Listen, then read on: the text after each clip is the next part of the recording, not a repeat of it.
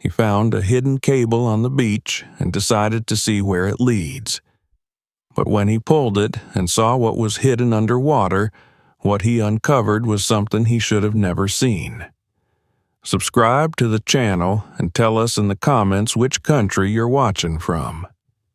The sun had long since dipped beneath the horizon, leaving behind only the warm afterglow that clung to the sky like fade-in embers. The beach had emptied hours ago, the tourists and sunbathers gone, retreating back to their hotels and homes as the evening breeze swept over the coastline. Now, the shoreline belonged to the waves and the moonlight, and to a man walking alone along the soft, cool sand. Michael Jones breathed in the salty air as if trying to draw calmness into his restless heart. The rhythm of the ocean was usually enough to quiet the noise inside his mind, but tonight it struggled to compete. His thoughts drifted, as they so often did, to places he wished they wouldn't. The distant echo of alarms on a stormy night, the roar of breaking waves slamming against steel hull, the cries over the radio for help that never came. He could still see the helplessness in his friend's eyes during that final rescue attempt, the moment when the sea claimed him and left nothing but regret in its wake. He'd left the Navy after that, walked away from a life of purpose and adrenaline, and traded it for a small beach town where no one knew his failures. Now, he spent his days watching the ocean from a rescue tower, keeping strangers safe while battling a storm that never stopped within himself. He convinced everyone that this was a fresh start, that this was the peace he needed.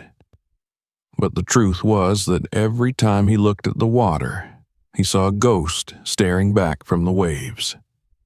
He shoved his hands deeper into the pockets of his windbreaker as he walked along the quiet beach. His boots left deep footprints behind him, quickly softened by the tide. The moon cast a trail of light across the churning surface of the water, as though inviting him to follow. He ignored it. His gaze drifted to the shoreline, absent and wandering, until something caught his attention. It was subtle, a small imperfection on the otherwise smooth stretch of sand. He slowed, peering ahead. At first, he thought it might be sea turtles. Sometimes in the late evenings they crawled ashore to make their nests. But this was different. The sand looked disturbed, as if someone had been digging. Not deeply, just enough to leave the surface uneven. He crouched, letting grains of sand sift through his fingers as he brushed away the top layer. The texture was firmer beneath, packed unnaturally tight. Someone had definitely been here. But why?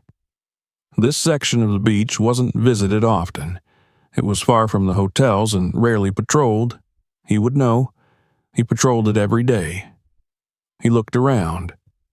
The night was quiet. The closest sign of life was a distant pier, tiny lights flickering faintly in the dark. No footsteps, no stray equipment, just this one curious disturbance. Curiosity overrode caution. He dug a little more, using his hand like a small shovel. The sand clung to his fingertips, cold against his skin. It didn't take long before his fingers met something solid. Not rock, not wood, something smooth and synthetic. He scraped faster, clearing away more sand.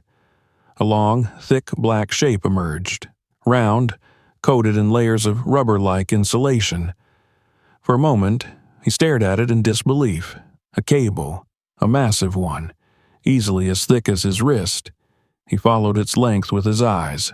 One direction led closer to the dunes, then disappeared beneath the sand. The other went straight toward the dark water, vanishing beneath the gentle pull of the tide. Michael touched the cable. It was cold and slick, coated with seawater and sand. Industrial grade, not something discarded by fishermen. He'd seen cables like this before during underwater missions, cables used for secure communications or transferring specialized signals. Definitely not something that belonged on a leisure beach. He should have walked away. Report it to the Coast Guard. Let someone else deal with it. But the years at sea had built instincts he couldn't turn off. Any irregularity in the water or on the coast was a potential threat, until proven otherwise. Besides, something about the uneasiness in his chest told him that this wasn't just a forgotten piece of equipment. He braced his feet against the wet sand and wrapped both hands around the cable. It didn't budge at first. He leaned back, using his weight, and pulled harder. It shifted slightly beneath the sand. His pulse quickened, not out of exertion, but anticipation. It wasn't anchored to the seabed. It was attached to something. The cable gave again, and this time he nearly lost his balance as it surged forward a few inches. The waves rolled in as though trying to swallow the secret before he revealed it. "What the hell is this?" he muttered under his breath. Pulling became a rhythm. Sand scraped under his boots as he dug them deeper for leverage. The ocean seemed to resist his efforts, the pull of the tide fighting him. Still, he yanked with determination until the tension suddenly changed. No longer buried in the sand, but heavier. Much heavier. And then, rising from the water like a creature resurfacing from a grave, a metallic corner broke the surface. Michael paused, chest heaving. He stared as the waves washed over and retreated again, revealing more. A large, rectangular metal case, about the size of a storage trunk, was tethered to the end of the cable. What little paint remained was dark and chipped, exposing thick steel underneath. The handles were reinforced, military style. There were latches, sealed tight as though protecting something valuable from the sea. Not long forgotten. Recently placed. He pulled again, dragging the case fully onto the sand where the tide couldn't reach it. The weight of the thing boggled him. Whatever was inside was dense, packed tightly and heavy. His heart beat faster. Was it some kind of coastal infrastructure equipment? An experimental device? An illegal dump? But if that were the case, why bury it so shallow? Why in a place where it could eventually be uncovered? He knelt beside the container, running his hand over the rough metal. Then he noticed it, just barely noticeable in the moonlight. A tiny, blinking red light near one of the latches. Almost hidden. His stomach tightened as realization hit. A tracker, or worse, an alarm. Someone somewhere now knew this case had been disturbed. For the first time tonight, he hesitated deliberately. This was no longer just curiosity. It was danger. Every instinct sharpened. He scanned the darkness, senses alert. The shoreline seemed to shrink around him, the shadows deeper, the silence heavier. Yet the temptation was impossible to ignore. He grabbed the nearest latch and pulled. It didn't move. Instead, he retrieved his multi-tool, flicking out a small pry bar and wedging it beneath the metal lock. With a grunt, he forced it loose. It snapped with a sharp crack that felt far too loud in the quiet night. He flinched, glancing over his shoulder at the beach behind him. Still silent. He opened the lid. Inside were stacks of vacuum-sealed bricks of crisp U.S. $100 bills. Not thousands, millions. Bundled neatly in rows like a bank vault tucked inside a steel casket. Alongside them were several black hard cases, brushed in oil to keep away corrosion. He reached for the nearest one, flipped the clips, and inside lay a compact pistol wrapped in protective cloth, magazines loaded and taped together for quick reload, weapons, money, and beneath them, a folder. It contained multiple passports, dozens, different names, different nationalities, different faces, but the same man, the same eyes staring back in subtly altered disguises. High-level forgery, clean, professional, the sort of documents used by people who vanished often. Cartel. The word flashed in his mind like lightning. This wasn't a lost treasure of some smuggler. It was part of an ongoing operation. A living, breathing criminal network had buried this here, fully expecting to retrieve it. And now, because he'd touched it, because he'd opened it, he was part of that secret. His mouth felt dry. Even the wind seemed to hold its breath. Then something shifted behind him. He shot upright, spinning around. His eyes scanned the dunes and rocks. The moonlight flickered across something near the cliffside. A reflection? A glint? Maybe a lens. He stood frozen, every muscle coiled. The case sat open at his feet like a screaming confession, the red light still blinking. He forced himself to shut the lid and drag the heavy container closer to the dunes, attempting to conceal it behind a cluster of rocks. The ocean roared louder, as if warning him that he was trespassing where he shouldn't. A chill ran down his spine, not from the cold. Someone knew. He was almost certain of it. He hurried away from the shore, glancing back repeatedly as though expecting someone to emerge from the dark water. His footsteps were hurried, sand kicking up beneath his boots. The wind pushed at his back, like it too wanted him gone. By the time he reached his truck, he was sweating through his shirt despite the cool night. He unlocked the door with trembling hands, threw the vehicle into gear, and drove away without daring to look in the rearview mirror. As the tires rolled over the cracked pavement leading home, his pulse refused to slow. Images flashed repeatedly in his mind. The cable slithering into the sea, the blinking red eye in the case, the stacks of money that spelled danger more than fortune. He had accidentally unearthed something meant to stay hidden, something someone would certainly come back for. The ocean no longer felt like his refuge. Now it felt like a predator, watching. Michael realized one thing with stark clarity. Tonight was only the beginning. Michael barely slept that night. Every time he closed his eyes, the image of that blinking red light returned, pulsing like a heartbeat, a warning that something unseen was watching. He lay awake, listening to the quiet groan of his small beach house, the sigh of palm fronds brushing against the windows, and the distant thunder of waves. Sounds that once comforted him now only reminded him of the secret nestled in his storage shed out back. He tried to convince himself that he was overthinking everything, that no one had seen him, that perhaps the blinking was nothing more than a low battery indicator. But even as his thoughts tried to soothe, his instincts screamed the opposite. Years in service had sharpened his gut into a tool more reliable than logic. Danger was close, and getting closer. By dawn, he gave up on sleep entirely. He stepped into the shower, letting hot water run over skin still tense with adrenaline. His reflection in the fogged mirror looked older than he remembered, eyes rimmed with exhaustion, jaw clenched, shoulders stiff.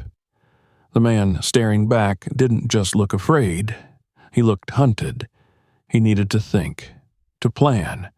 But first, he needed to appear normal. Routine would keep him hidden, at least for now.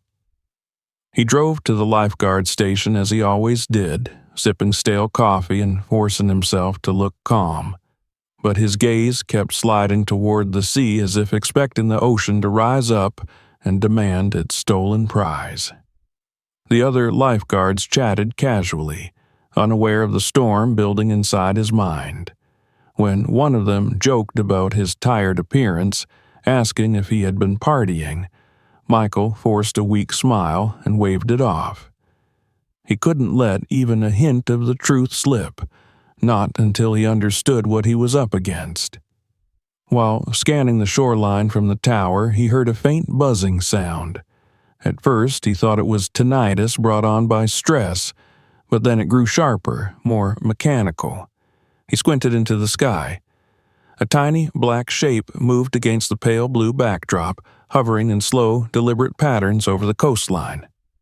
A drone, high-end, long-range, not a hobbyist toy. It wasn't scanning for sea turtles. His breath caught in his throat.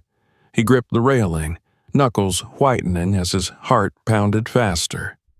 The drone drifted above the section of beach where he had dug out the cable. Its cameras glinted like insect eyes. After a tense minute, it tilted, banking away, disappearing silently over the water. Michael's fingers trembled around the railing. They were already looking, already searching. The container had clearly been monitored, not just abandoned and forgotten. The moment he'd broken that seal, someone had been alerted. He thought back to the glimmer near the rocks the previous night. That single flash of reflection might not have been his imagination. Someone could have been watching him even then. He finished his shift with the unwilling patience of a man forced to wait for the inevitable. Leaving early would raise suspicion, so he moved through the day mechanically, rescuing a drifting beach ball, warning a reckless teenager not to swim beyond the buoys, returning a lost pair of sunglasses. His actions were automatic, while his mind replayed every detail of last night, trying to piece together what came next. When the sun dipped lower, beginning to surrender the sky to dusk, he decided he had to go back. He needed to know whether the beach still held secrets, or new threats. He told his supervisor he was checking on a hazardous erosion patch, grabbing a flashlight before making his way down the sand. The beach was busier than the night before, but still relatively calm. Families gathered their towels and umbrellas. Couples held hands while strolling near the water's edge. Normalcy.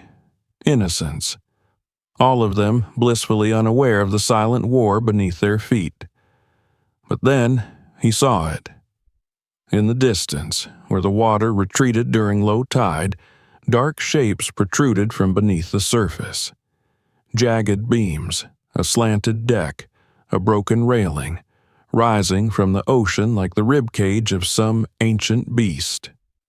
He had walked this beach hundreds of times and had never seen anything like that. It must have been hidden underwater for decades, only now revealed by shifts in the tide. His pulse raced. This was where the cable led. He waited for the final beachgoers to leave, then headed toward the wreck. The closer he came, the clearer it became that this was no ordinary debris. The wood was blackened with age, marked with barnacle scars and deep grooves. Seaweed draped the remains like tangled hair. The structure had once been a ship, likely large, with a tall hull and multiple decks. Parts of it had collapsed inward, bowing under centuries of salt and current. Yet enough remained to see its heritage. An old colonial vessel, perhaps Spanish or Portuguese, forgotten by history. The waves lapped against what used to be its side, revealing glints of rusted metal where modern hands had altered ancient craftsmanship. That was the first sign that the wreck hadn't been untouched. The second sign was the cable. It snaked across the sand before disappearing into a dark opening in the ship's tilted frame. Someone had carved out a space within this relic. Someone with resources. Someone who needed secrecy. Michael's skin crawled. The cartel hadn't simply dumped a container here. They were using the wreck as a hidden vault, possibly for multiple caches, possibly for years.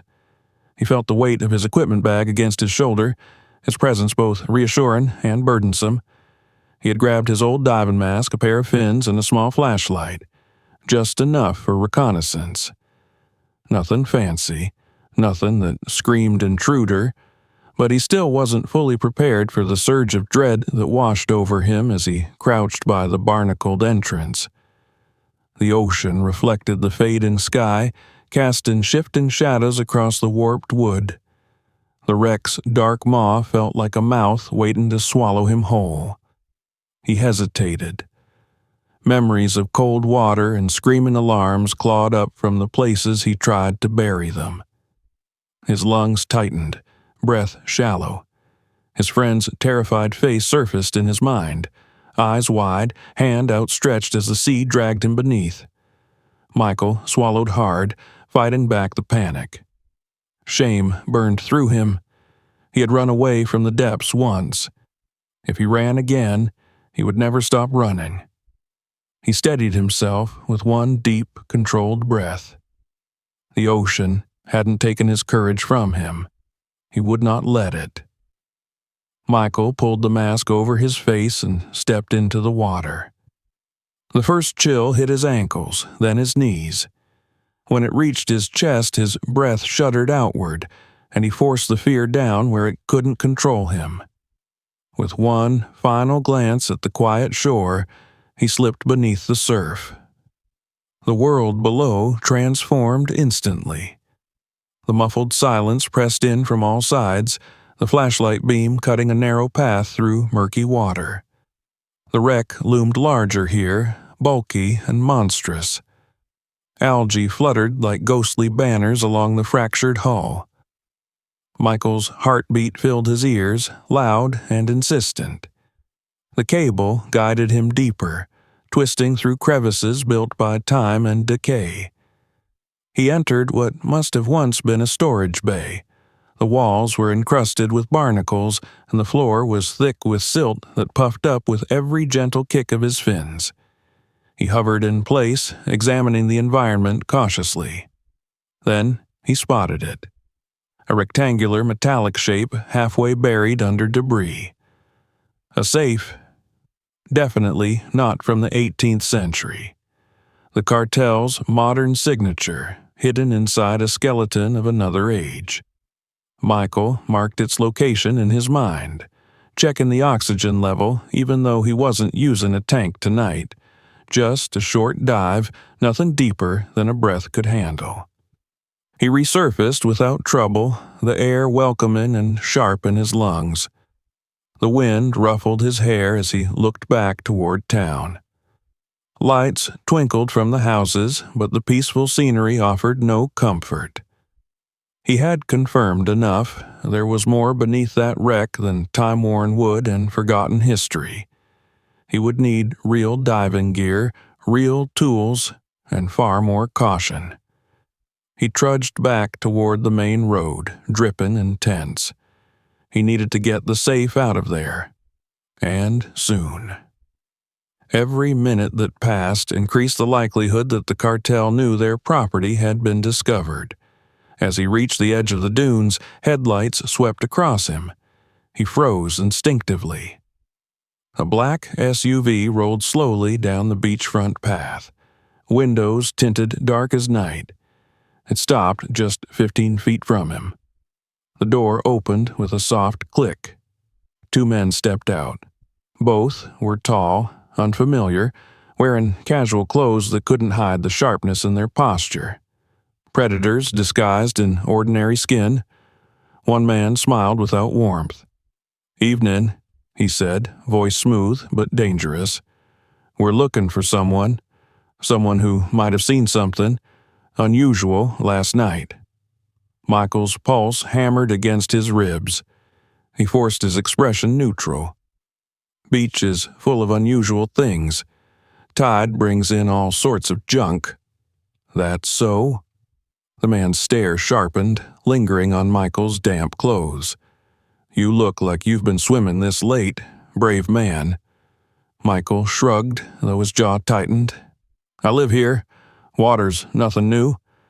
The man's partner stepped closer, gaze unblinking. "You didn't happen to find anything washed up? A piece of equipment, maybe? Anything out of place?" "No," Michael lied evenly. "Just trash and kelp." A long moment passed. The first man scraped his boot across the sand, studying Michael's eyes like he could peel away the truth layer by layer. "Well," he finally said, tone deceptively friendly, "if you do find something, Anything, you let us know. We'd hate for someone to get hurt over a misunderstanding." The way he said it made the air turn colder. The men returned to their vehicle, but before Michael could exhale, the first one called over his shoulder, "We'll be around. Beaches are unpredictable places at night."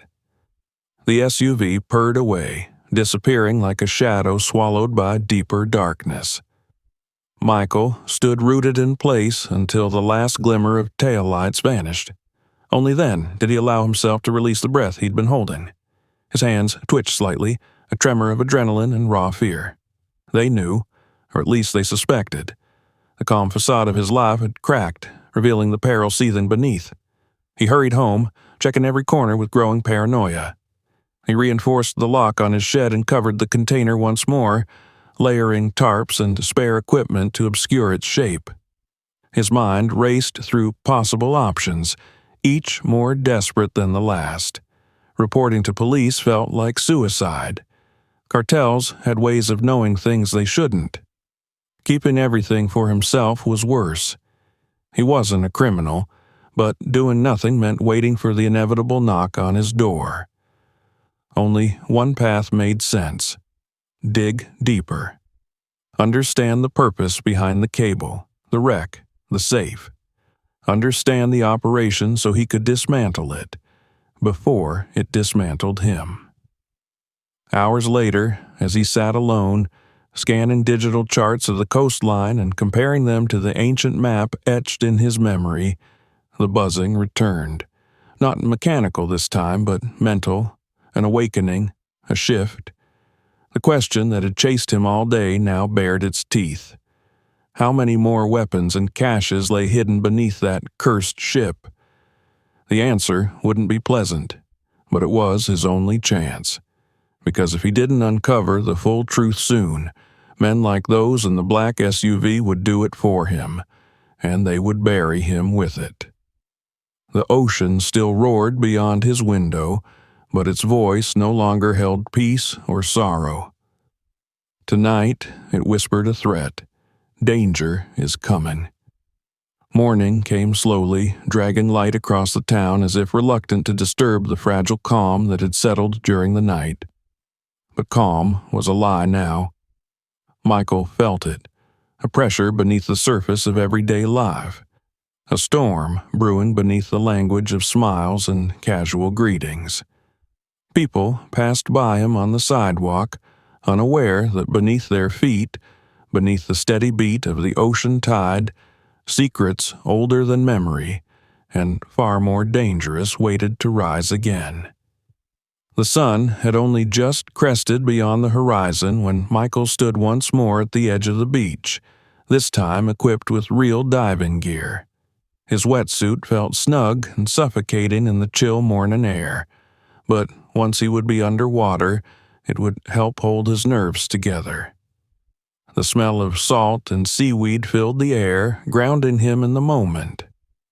He wished he could pretend the danger was imagined, that his life had not suddenly veered into the shadows of a criminal empire. But there was no returning to ignorance, not after what he had found, not after the SUV and the unspoken threats. He strapped the air tank securely to his back, checked the regulator, and turned his gaze toward the wreck. The tide had receded once more, exposing the twisted wood and jagged metal that had become an unintentional grave marker. From a distance, it looked harmless, just another relic surrendered by the sea. But he knew better now. The wreck was a mouth hiding teeth. His heart hammered against his ribcage as he approached the waterline. He tried to steady himself, reminding his lungs to breathe evenly, deeply, something that always became a challenge when he faced the depths. Every instinct screamed that the ocean had already taken enough from him, but he clenched his jaw, setting his will like an anchor. If he didn't dive now, fear would claim the ground he had regained. He put the regulator between his teeth, tasted rubber and stale air, and stepped into the waves. The ocean embraced him grudgingly, the initial shock of cold cutting straight to his bones. He forced himself to move, waiting until the ground fell away beneath his feet. He kicked downward, letting the water swallow him whole. Below the surface, the world changed. Light shimmered through the waves like fractured glass. The wreck appeared slow and monstrous as he drew nearer, its silhouette stretching across the seafloor like the remains of some colossal sea creature. Through the haze of sediment and shadows, he could still make out the cable's path leading into the belly of the ship. He gripped the beam he had used as a guide the night before and followed the cable into the yawning crack in the hull. Once inside, darkness wrapped around him, pierced only by the cone of his flashlight. Suspended particles danced in the beam, swirling like disturbed phantoms. His pulse quickened, roaring in his ears. Still, he pushed forward. This time he came prepared to work quickly. Using a diving knife, he carved away clumps of kelp and loosened silt from around the safe. The steel box glinted beneath his light, dull from corrosion but unmistakable in form. Rectangular, bulky, reinforced edges. 18th century wood surrounded it, yet the safe was clearly of modern design. A parasite in a corpse.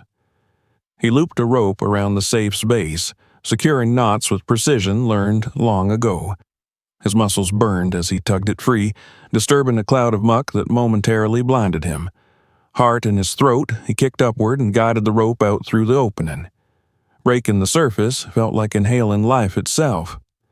He dragged the line along the beach, hauling the safe inch by agonizing inch until it reached the shallows where he could move it by hand.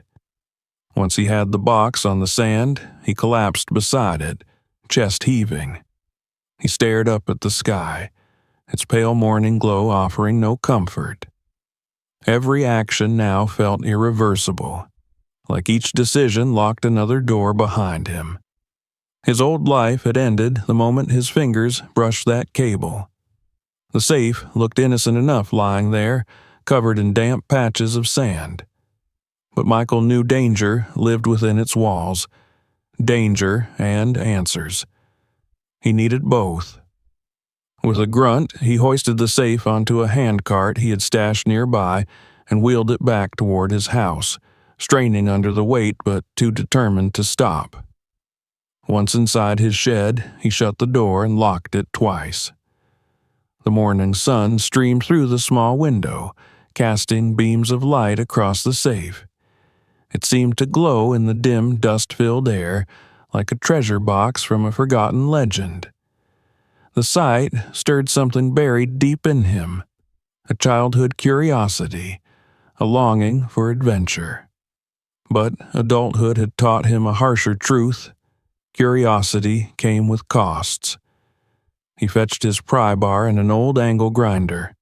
Sparks flared as metal ground against metal, shrieking through the quiet morning air. He worked with urgency, each ignition of heat-producing paranoia that someone outside would hear. In his head, he replayed the shadows near the beach, the drone circling overhead, the men in the SUV. Every sound outside made him pause, breath held, poised to fight or flee. When the final lock gave, a sharp ping echoed through the small space. Michael dropped the tools, wiping sweat and sand from his brow. For a moment, he simply stared. The air felt charged, as if whatever lay inside the safe waited for release. He opened the lid. What he saw silenced the world.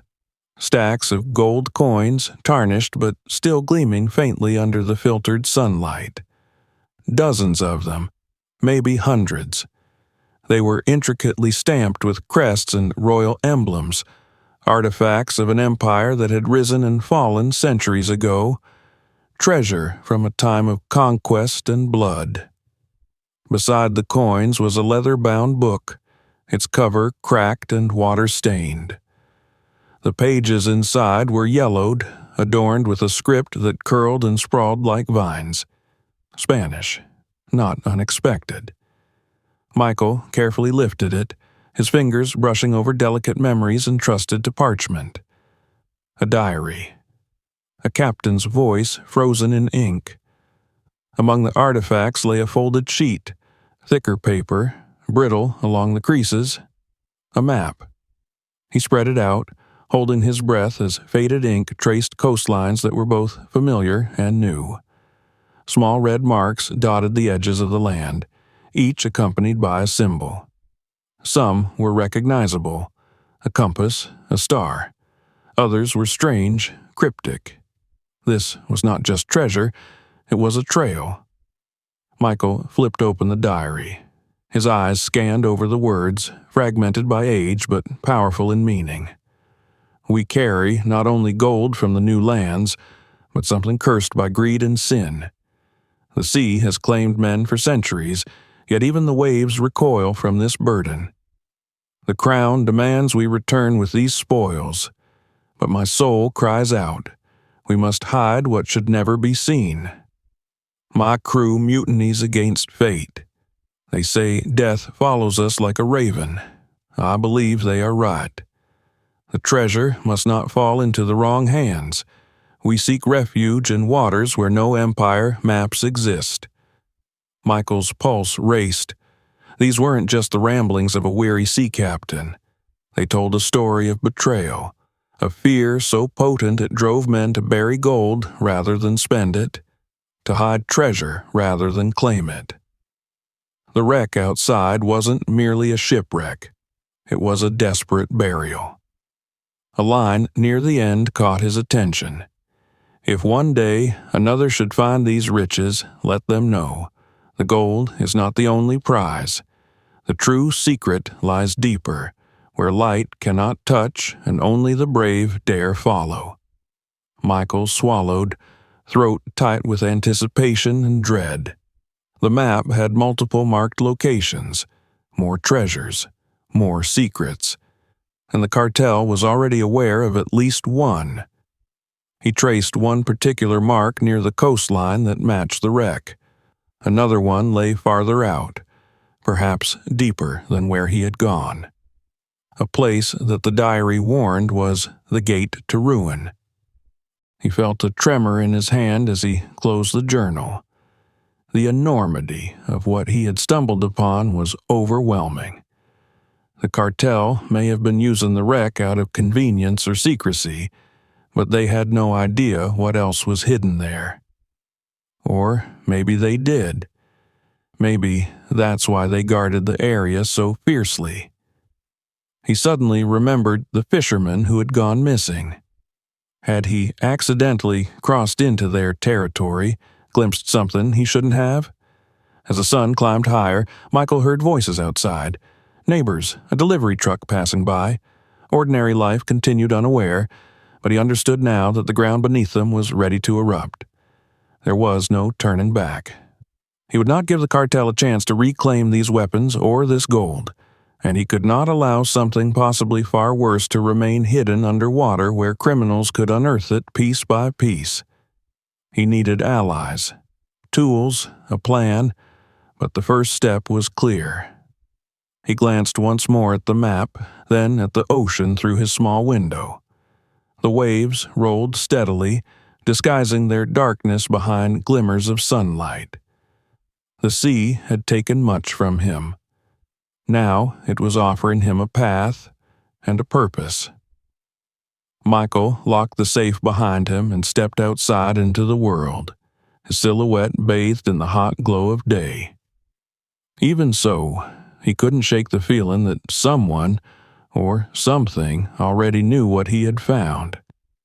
He walked toward the beach once more. The ocean was calling him back. The daylight hours passed with the mocking slowness of a nightmare, each second stretching thin until it seemed ready to tear beneath the weight of dread. Michael left the safe and its dangerous revelations locked away in the shed, but his mind never left it, not for a heartbeat. He carried the captain's diary and map inside his house, unable to bring himself to leave them unattended even for a moment. They lay open on the dining table, soaking up the morning light like relics brought back from the underworld. The gold coins glinted from within the safe as if calling on him to claim riches beyond imagination. But Michael knew better. Treasure always came with a price, and this price had teeth. He tried to convince himself he could take a small step back into normalcy, clinging to the remnants of his routine as if they might shield him. He showered, changed clothes, poured himself coffee, and tried to eat breakfast. But each action felt hollow, mechanical. The walls of his home felt thinner than ever, as though any intrusion could shatter this fragile shelter and expose him entirely. He caught himself flinching at the rumble of distant traffic or the creak of a settling floorboard. There was no peace in pretending. Still, he had to work. He couldn't suddenly vanish from his post. Doing so would draw attention. The cartel men had already marked him. Every misstep would tighten their focus. Walking along the beach toward the lifeguard tower, Michael scanned every face in the growing morning crowd. Most were vacationers, sun-hungry and smiling, their concerns no heavier than which cocktail to order at lunch. They lounged on colorful towels or splashed in the shallows.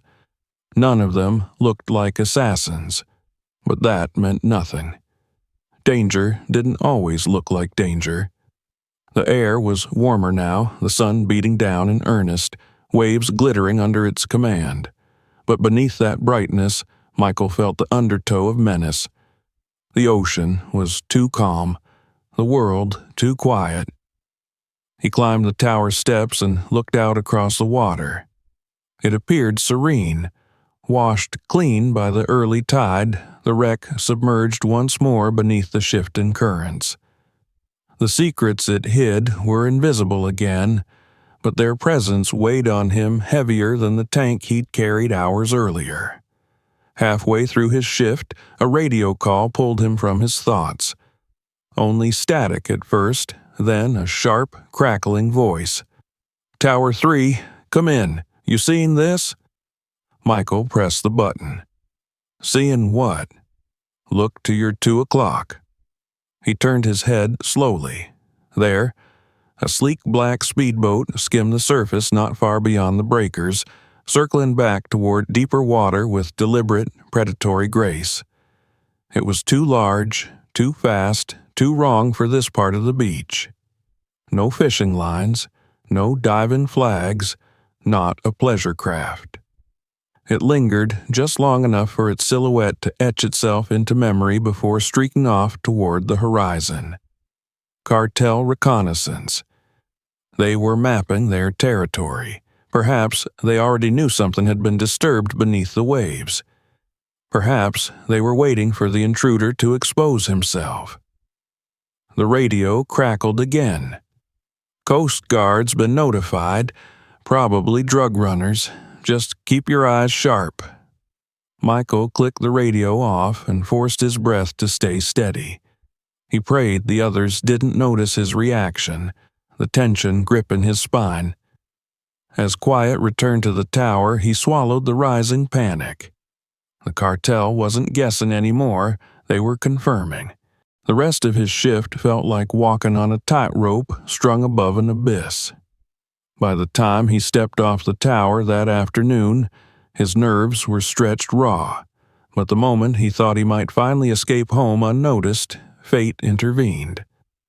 A black SUV turned onto the beach access road. Same model, same tinted windows, same slow, predatory roll. Michael veered toward the lifeguard station building, hoping to avoid confrontation, hoping the vehicle would continue on. But as he turned, he saw 2 men step from the shadows beside the station. The same men from before. One wore a polite smirk that curdled Michael's stomach. "Hey there, hero," the man said, voice dripping with false casualness. "We missed you last night." Michael didn't answer. He tried to move past them, pulse pounding hard enough to blur his vision. but one of them shifted, blocking his path. The other stepped closer until there was barely room to breathe. "You didn't call us like we asked," the first man murmured. "We don't like being ignored." Michael clenched his fist but forced his expression blank. "I told you, I didn't find anything." The second man chuckled darkly. "Funny, our equipment says something different." Michael's heart froze. They had telemetry, tracking, maybe cameras. They knew he had dragged the container inland.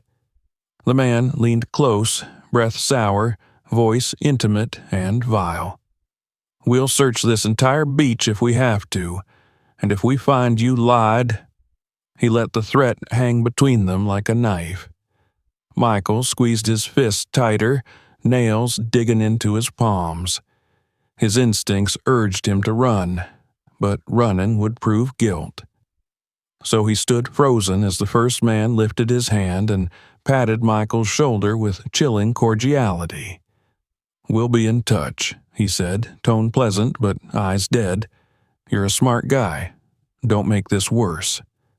The men walked away casually, heading toward the SUV. Michael stared after them, unable to move until the vehicle drove off into the gathering dusk. His legs felt like concrete, his lungs burning from holding his breath too long. They were closing in. He stumbled home under the heavy weight of realization. If he didn't outsmart them soon, he would be buried under the wreck as just another vanished fisherman. The setting sun cast long shadows across his yard, and as he crossed toward his home, a sudden rustle sounded to his left. Pain exploded at the back of his head before he could react. The world spun violently, and he dropped to his knees. Darkness rushed in like a wave. When he opened his eyes again, he was no longer outside. His wrists were bound behind him. The air was thick with gasoline and dust. His vision swam as he tried to make sense of the dim interior. Rusted pipes, crumbling brick walls. A warehouse. Abandoned, but clearly used often enough. A single bulb swung above him, casting a sickly glow that danced along the floor. 3 men stood nearby. 2 he recognized. The third wore a leather jacket and a face that smiled without kindness. A thin scar traced down his cheek, giving him a permanent sneer. "So," the scarred man said as he crouched down in front of Michael, "you're the one who thinks he can steal from us." Michael forced his gaze level. "I didn't steal anything. I found something washed up on the beach." The man grinned, amused. "The ocean has good taste then, but we keep what's ours. And that case you opened, that's ours." Michael struggled against the ropes, but they only cut deeper into his skin. "I told you, I don't have it." The man sighed as though disappointed by the lack of creativity in the lie. Then he gestured. One of the other men struck Michael across the face, a brutal blow that sent stars bursting behind his eyes. "Let's start again," the scarred man said patiently, "and let's skip the bullshit. We know you took something from us, so you're going to give it back." Michael tasted blood in his mouth. He spat onto the floor. Fear tried to claw its way into his chest, but he shoved it down. He had been through worse than this. He could survive this. The scarred man's grin widened. "I see what kind of man you are." He nodded to one of the thugs. A knife flashed, sharp and hungry for skin. Michael braced himself. Then a sound interrupted, a distant thud, followed by voices from outside. The scarred man stood abruptly. "Check it." One thug exited. The others remained, but their attention flicked to the door. Michael seized that fraction of distraction, shifting his weight, forcing the chair legs against the floor. He rocked backward with all his strength and slammed himself into the ground. The chair shattered beneath him with a crack of splintering wood, and he rolled, twisting his wrists free from the loosened ropes. The thugs lunged, but Michael surged to his feet, fueled by desperation and adrenaline. He grabbed the first object he could reach, a metal pipe lying near a stack of crates, and swung it hard. Bone crunched beneath the impact. The thug crumpled. Michael pivoted, ducked, and jammed the end of the pipe into the second man's ribs. The thug collapsed with a wheeze. The scarred man drew a pistol, but Michael hurled the pipe before he could aim. It struck the man's hand, sending the gun clattering across the floor. Michael sprinted for the door, slamming it open and barreling into the night. He didn't stop. He didn't look back. He ran until the warehouse was just a stain on the edge of memory. When he finally reached his house, breath ragged, pain thundering in his skull, he collapsed against the wall. His entire body shook, not from weakness, but from the brutal clarity of what he now understood. There was no safety left. No calm morning. No pretending. The cartel would not rest until they reclaimed what they believed belonged to them. Michael wiped the blood from his mouth, grabbed the map and diary from the table, and stared down at the markings left by the captain's hand centuries ago. His fear dissolved into something sharper, an iron resolve forged by necessity and survival. He could not run. He could not hide. The only way out was through. He would dive deeper, discover more, find the core of the cartel's operation before they swallowed him whole. The sea's whispers sounded louder than before, a roar under the floorboards. And Michael knew where the next descent would take him, straight into the heart of darkness beneath the waves. Night had settled over the shoreline like a heavy shroud, dimming the world to shades of silver and shadow. The moon cast fractured reflections on the restless waves, each glimmer a fragment of light swallowed by the dark waters beyond. Michael stood alone at the edge of the ocean, looking out across the vast expanse that had both cursed and called to him for so many years. His ribs ached from the beating. His head still throbbed where the blow had landed, and dried blood cracked against his skin every time his jaw clenched. But none of it mattered now. Tonight was not about survival. It was about reclaiming his fate from the hands of men who believed they owned him. The wetsuit clung tight to his battered body, the straps of the air tank digging harshly into his shoulders. His fingers trembled, not from fear, but anticipation. Each breath through the regulator tasted of cold metal and adrenaline. The map lay folded inside a waterproof pouch strapped against his chest. The captain's diary and gold remained hidden back in the shed, locked away from both cartel and temptation. What he carried tonight was purpose and necessity. There would be no backup, no cavalry. The ocean was his ally this time, or it was his grave. He glanced once more over his shoulder. The beach was empty. The lifeguard tower stood silent like a sentinel watching his descent into madness. The wind whispered through the dunes, urging him on. Somewhere beyond sight, a predator would soon realize its prey had escaped the cage. If the cartel discovered he was alive and free, alive and defiant, they would strike without hesitation. He had a narrow window of time, and he knew it. Michael stepped into the surf. The icy water climbed up his calves, his thighs, his waist, until it embraced him fully.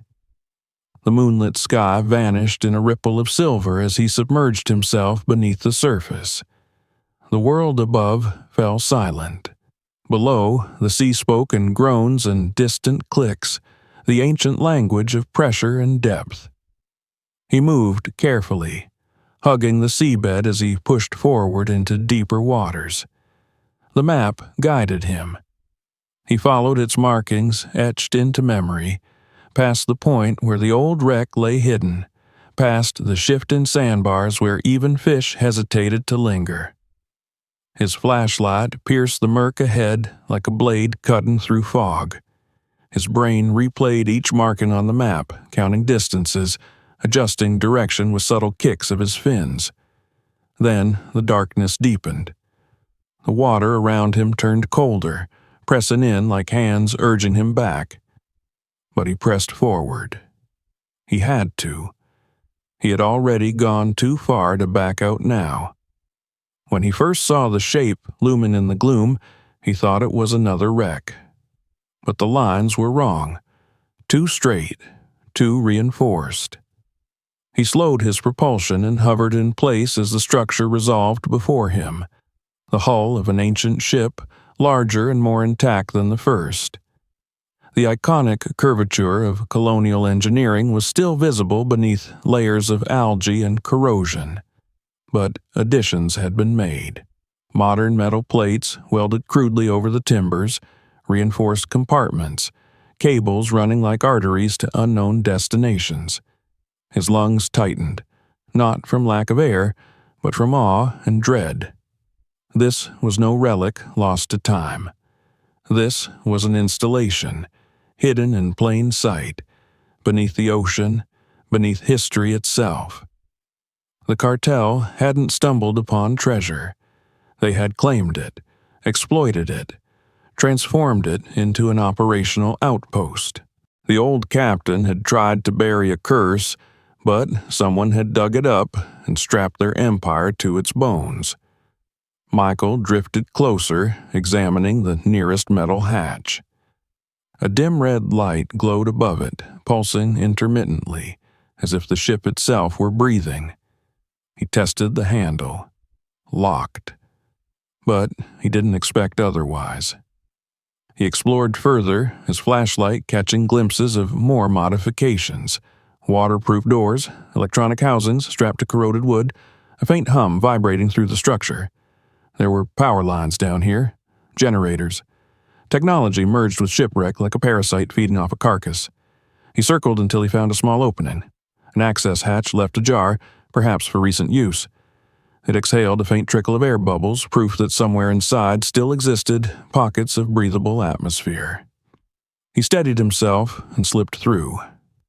The interior was a labyrinth of conflict split between two centuries. Worn beams overhead creaked under the strain of modern metal supports. Water pooled in warped corners, mingling with fuel residue.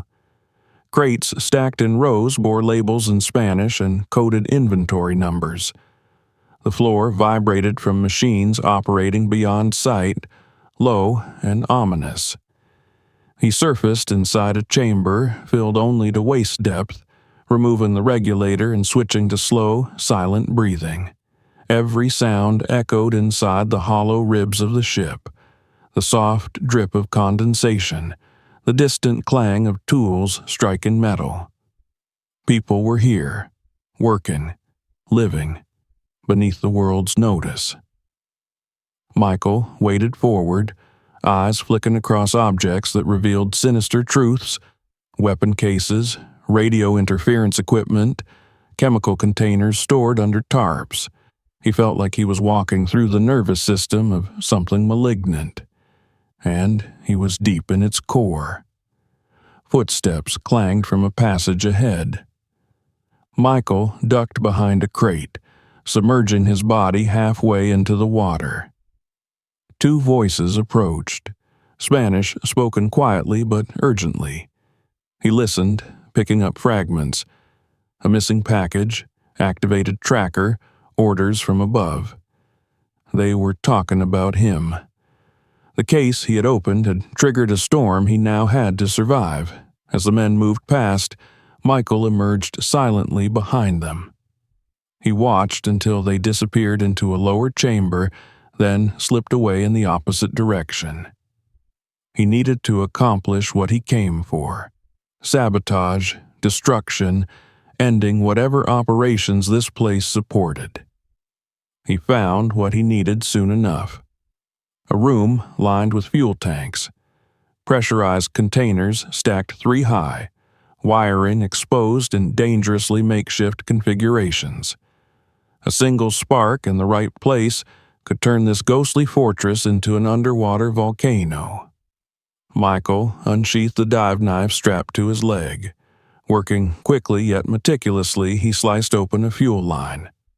Liquid spilled into the water below, creating a shimmering, toxic sheen. He moved to the next tank and cut a deeper slit. The fumes thickened, mingling with the salty air. Using a steel pipe, he pried open a fuse box near the chamber's entrance, revealing a snarl of live wires. He stripped one with the blade, watching sparks jump like angry insects. He set the damaged wire beside the largest fuel puddle. It would take only the slightest disturbance, a surge of current, a triggered alarm, a flicker of lights, for this ship to ignite. But alarms rang out before he was finished. Shouting erupted from the corridor outside, angry and fast. They had discovered something, perhaps the cut pipes, perhaps a camera feed revealing an intruder. Heavy boots pounded closer, splashing in the shallow water. Michael gripped the pipe like a spear as shadows filled the doorway. 2 armed men lunged into the room, guns raised. He hurled the pipe in a single motion born from training and raw desperation. It struck the nearest man in the face, snapping his head backward. With no time to think, Michael launched himself at the second guard, tackling him into the fuel-soaked water. The firearm discharged, a deafening blast that tore into the air just inches from Michael's head. Metal ricocheted, sparks flew, and fire roared to life. The flame spread instantly, devouring fuel and wires alike. Heat smothered the air, choking and consuming. The explosion that followed was not a single blast but a chain reaction, multiple detonations ripping through the ship's core. The floor lurched beneath Michael as centuries of wood and decades of metal screamed in violent disintegration. He staggered free of the guard, gulping air thick with smoke, and threw himself toward the nearest exit. The hallway twisted in chaos, lights bursting, beams collapsing, torrents of seawater crashing inward through ruptured hull plates. Fire and ocean warred within the ship like 2 titans fighting for dominance. The men behind him shouted orders, but their commands were drowned beneath the fury of rising flames. Michael plunged into deeper water as the passage ahead collapsed, swimming for the only direction left, out. He forced his way through a narrowing breach, lungs screaming for clean air. The ship groaned as if alive, wounded and dying, and a massive surge of bubbles propelled him upward into the vast black of open water. Above him, the sea glowed with blossoming fire beneath the surface, a hellish lantern lighting his path. The pressure of the explosion punched through the water, battering his body as he kicked with every last reserve of strength. The shockwave tore a scream from his chest that vanished into the abyss. But he broke the surface just as another explosion tore the wreck apart. Flames erupted into the night, spewing fragments skyward before the ocean swallowed them again. Michael gasped at the air, each breath ripping through him like glass. The burning wreck sank into silence, pulled down by the weight of ancient sins and modern greed. Pieces of wood and metal bobbed around him like the remains of some monstrous carcass. Far off, a distant alarm wailed from the coast. Lights flickered from patrol boats scrambling toward the scene. Michael paddled toward the shadows, not daring to be seen. Not yet. Not now. The cold water pressed into every bruise and cut he'd earned that day. His vision blurred at the edges, threatening to fail him entirely. But he kept moving. He had destroyed the heart of the cartel's secret operation, one branch severed, but countless others still reaching. He didn't know if the men who held him captive were alive or dead. He didn't know how long he had before word spread that an unknown saboteur had ignited their precious vault. He only knew he was not finished. He crawled onto the rocky edge of a secluded stretch of beach, collapsing against the sand, lungs wheezing. The moon watched from above, silent, impartial, uncaring. Michael pushed himself upright. Every muscle trembled in rebellion, but fire fueled his will. He rose to his feet and staggered toward home, each step a promise carved into the earth.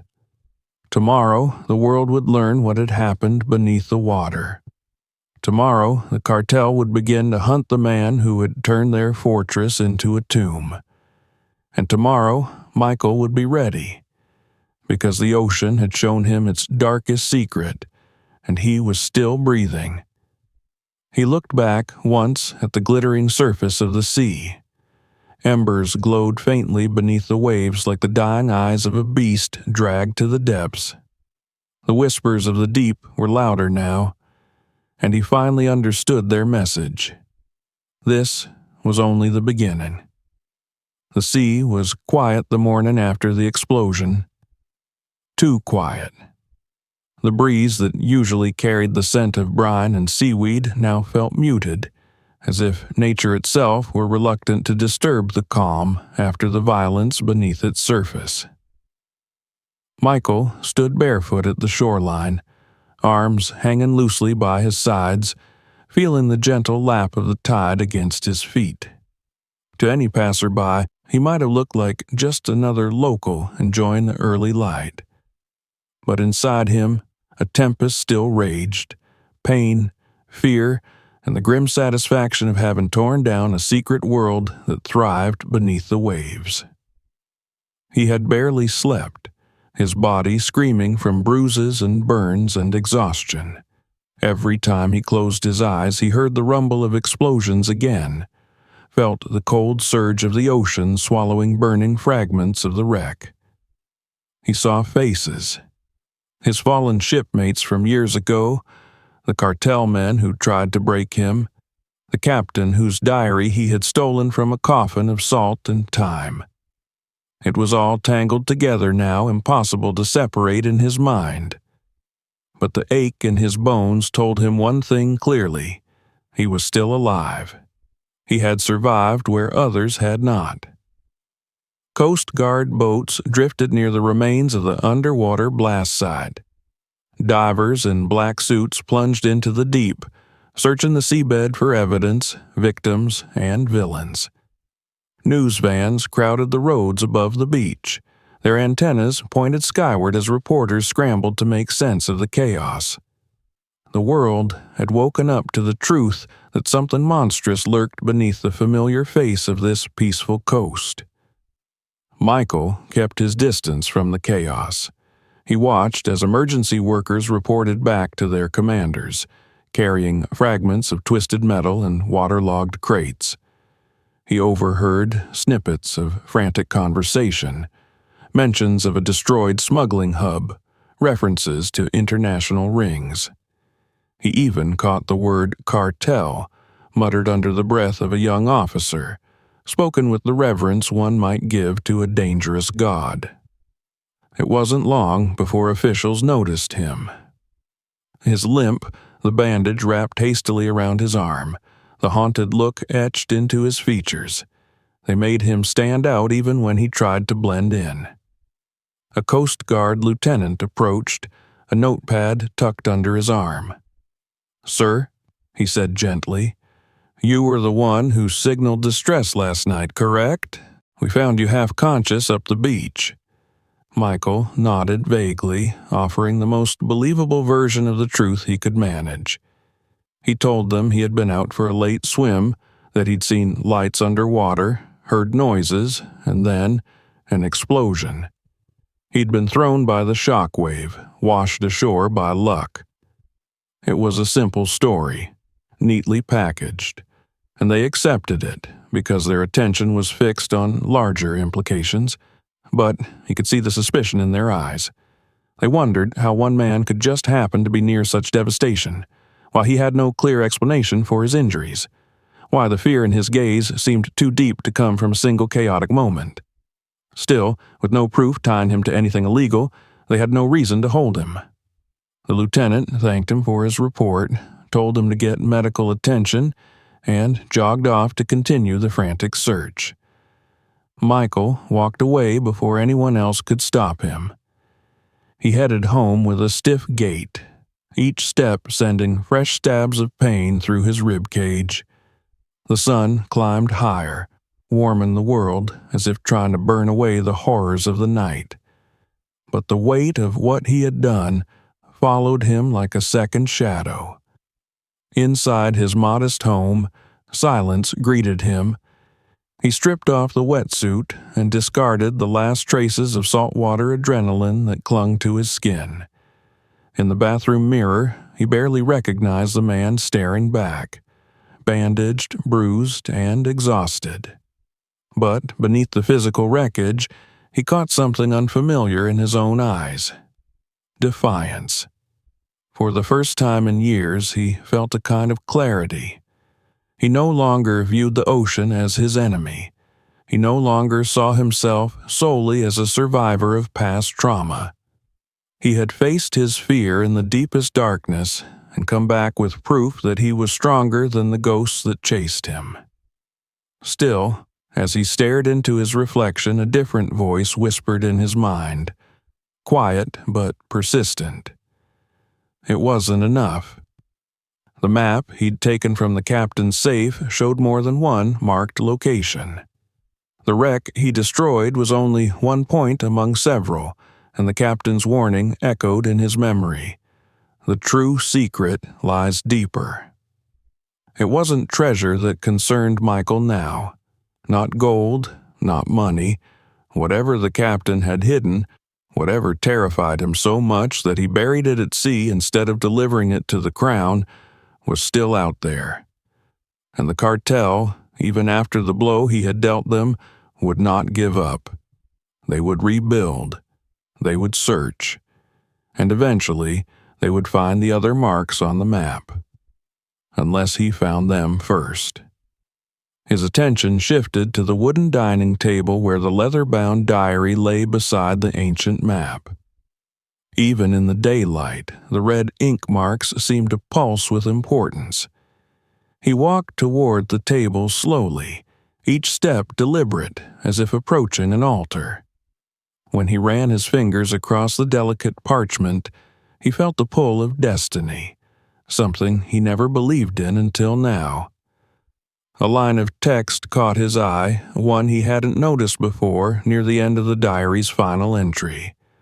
To protect the world from that which we have taken, I leave behind these marks. Only a man with courage greater than greed may seek them, and he will know that the ocean itself guards against his success. Michael stared hard at those words. They didn't feel like a warning. They felt like a challenge. His heart beat faster. For so long he had run from his past. He had been haunted by a single failure, convinced he was not strong enough to fight the sea again. But now the ocean called him not to relive a tragedy, but to correct a centuries-old wrong, to stop something his mind could barely imagine. He took a deep breath and closed the diary. The pain in his chest eased slightly, replaced by something sharp and purposeful. He crossed the room, grabbed his phone, and ordered new equipment: stronger dive lights, improved tanks, deeper water gear. He spent money without hesitation, though he had very little, because now he knew where to find more. The gold he had hidden was still tucked away, and though he wanted no wealth from it, he would use what he must to continue the fight. As he confirmed the order, he heard footsteps outside. He froze. Every nerve in his body tensed. Slow, cautious steps moved up his porch. Then a knock. Firm. Official. Michael opened the door to find two police officers. Their expressions were grave, their uniforms crisp and polished. One of them pulled out a notepad, flipping it open. "Mr. Jones, we just wanted to inform you that suspects connected to last night's incident have been identified. Multiple arrests have been made. We believe the explosion disrupted an international trafficking operation." Michael kept his face unreadable, though relief flickered inside him. The cartel's reach here, at least this branch, had been severed. The officer continued, "You have our gratitude. If you recall anything else, anything at all, you come to us." "You did good, sir, real good." Michael nodded. "Just glad I could help." The officers left, walking back toward their patrol car. The neighborhood would talk about this for years, how a quiet beach town became headline news overnight, how the authorities uncovered a criminal empire hiding under the waves, how a former sailor had somehow become part of it all. But none of them would know the full truth. Michael closed the door and exhaled slowly, leaning his back against the wood. Gratitude was a thin comfort when the horizon still held secrets and danger. He grabbed the map from the table and stepped outside again, limping slightly toward the beach. The sky had turned bright and cloudless, the kind of weather that built postcards and memories. Children laughed near the shore, unaware of the recent horror beneath their favorite waves. Life, as always, moved forward. Michael reached the dunes and surveyed the water. It glittered with innocence, disguising the monsters below. His gaze followed the invisible line from this shore to the coordinates marked on the map. Somewhere out there, buried deeper than before, rested the captain's true secret, and the cartel would eventually come looking for what he had destroyed. He wouldn't let them find the rest. He clenched the map tightly. His path was no longer behind him in the wreckage of the past. His future waited beneath the sea. As he turned to leave, the wind shifted, carrying the distant cry of gulls overhead. The ocean lapped at the sand with gentle insistence, whispering its eternal song. It no longer sounded like a threat. It sounded like a promise. Michael walked back up the beach, the map pressed close to his chest, the ghost of a smile touching his bruised lips.